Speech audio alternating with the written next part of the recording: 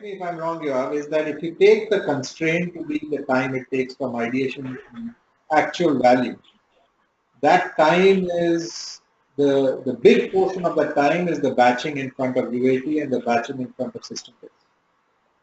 And the more they are breaking that batching, the faster that time is becoming, the less width they have in the system, and the flow is a lot better.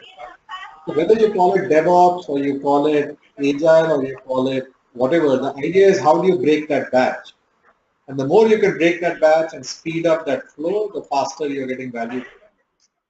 It's really compressing that timeline, and I guess if you go down all the way to this, the challenge, as you can see in this as well, is the subordinate. How do you get all the different areas? Because everybody will have a different optimization. The development team will want to develop.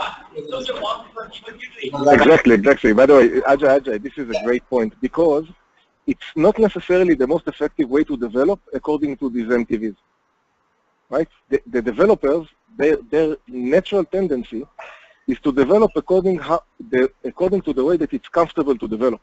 Right. So first they will develop all the backends, then they will develop all the front ends, right? But this is not testable.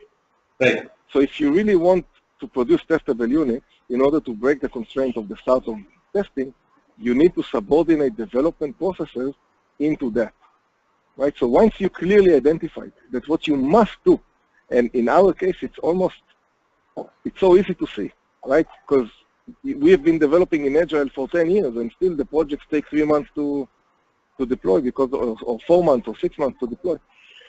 So it is clear that something has to be done differently in development in order to be able to test it differently. So the whole development group is subordinating to that. And by the way, it's not easy because, they have their own challenges. Yeah. And if you think about it, you might even spend more budget. I think you wrote it down somewhere that you might spend more development budget.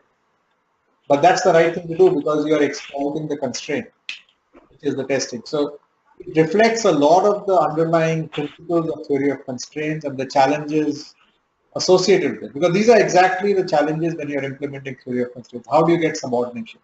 How do you get someone to spend more effort in order for the constraint to spend less effort?